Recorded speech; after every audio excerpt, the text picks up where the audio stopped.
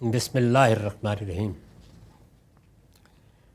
हद्दस अनस इब्न मालिक अन्ना रसूलल्लाहि सल्लल्लाहु अलैहि वसल्लम क़ाल इन्नल अब्दा इज़ा वुज़िअ फ़ी क़ब्र व तवल्ला अन्हु अस्हाबुहु व इन्नहु लयस्मउ क़रा रियालिहिम अताहु मलकान फ़युक़िदानिह फ़यक़ूलान लहु मा कुन्त तक़ूलु फ़ी हाज़ा रजुल लि मुहम्मद अम्मल मोमिन फ़यक़ूल अशहदु अन्नहु अब्दुल्लाहि व रसूलुहु फ़युक़ालु लहु उन्ज़ुर इला मक़अदिका मिनन नार क़द अब्दलकल्लाहु बिही मक़दम मिनल जन्ना फ़यराहुमा जमिया।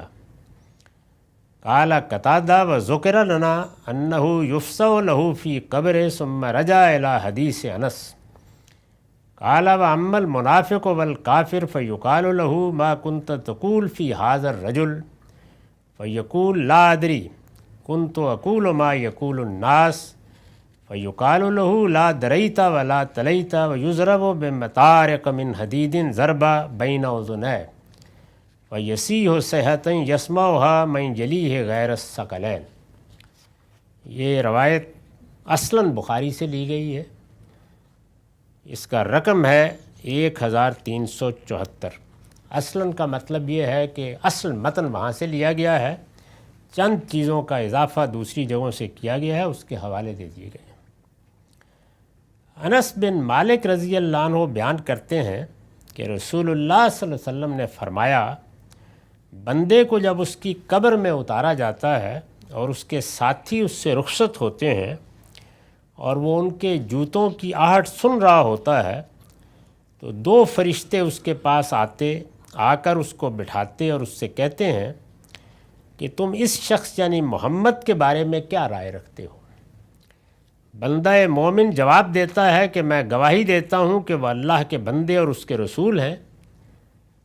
फिर उससे कहा जाता है कि एक नज़र ज़रा दोज़ख में अपने ठिकाने की तरफ डालो, अल्लाह ने उसके बजाय तुम्हें जन्नत का ठिकाना अता किया है। चुनाचे वो दोनों को इकट्ठे देख लेता है।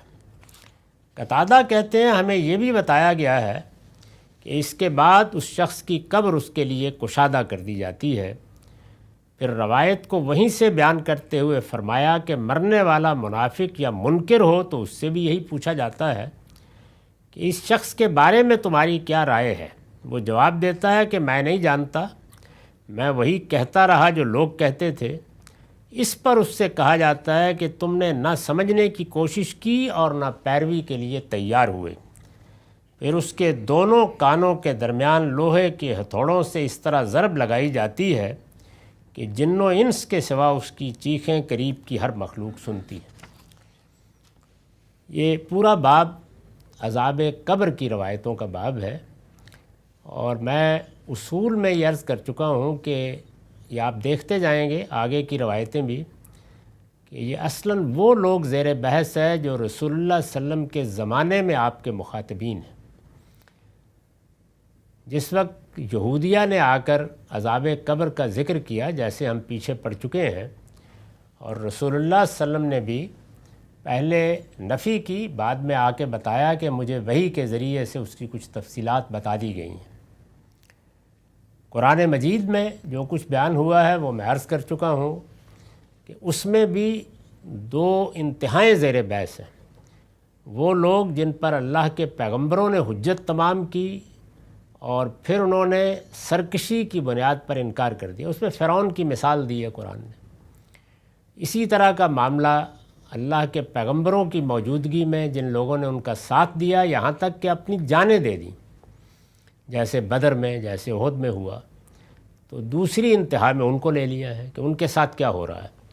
तो ये बताया है कि ये लोग जो अल्लाह के पैगंबरों के ज़माने में उनके बराह रास्त मुखातब होते हैं और जिन पर अल्लाह की हुज्जत पूरी हो जाती है, इनके साथ इसी दुनिया से मामला शुरू हो जाता है।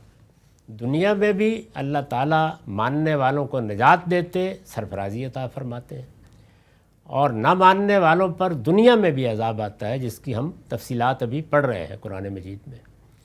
तो इसी तरह जिस वक्त वो दुनिया से रुखसत होते हैं तो उनकी असल शख्सियतें जहाँ रखी जाती हैं वो ज़ाहिर है कि अल्लाह ही फ़ैसला करता है और मालूम होता है कि इसी ज़मीन में रखी जाती हैं।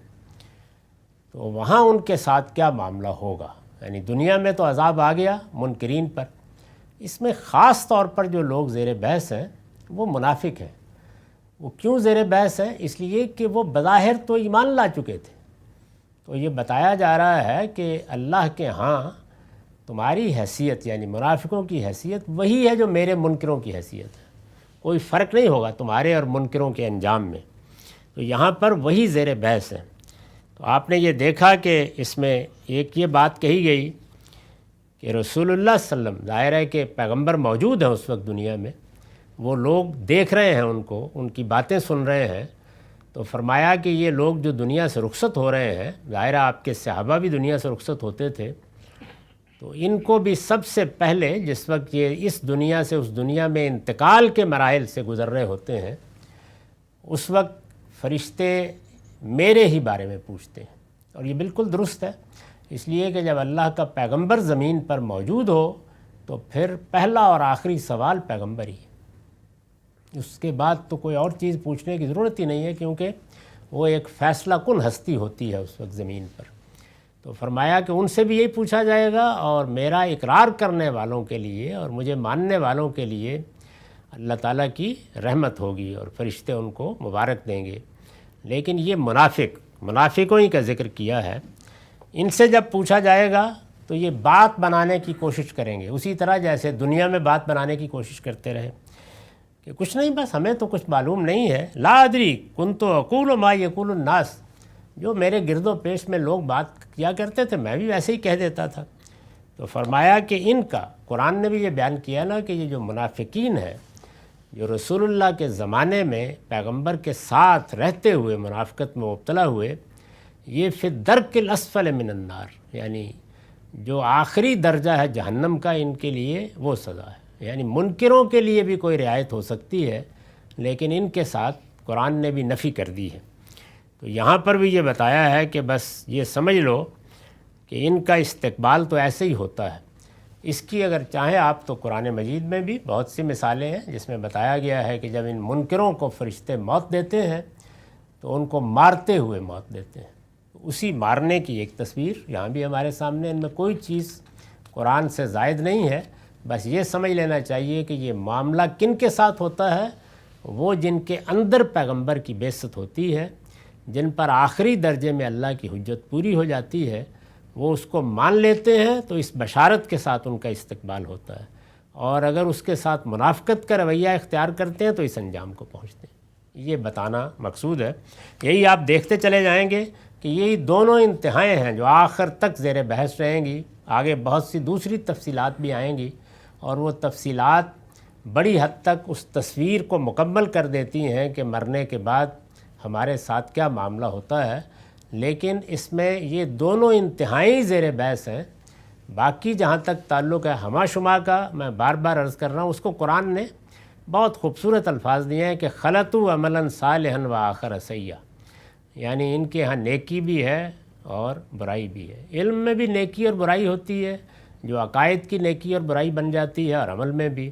تو ان کا معاملہ یہ ہے کہ وہ سلا دیے جاتے ہیں، قیامت میں اٹھیں گے، حساب کتاب ہوگا، پھر اس کے لحاظ سے معاملات ہوں گے. وآخر دعوانا الحمدللہ.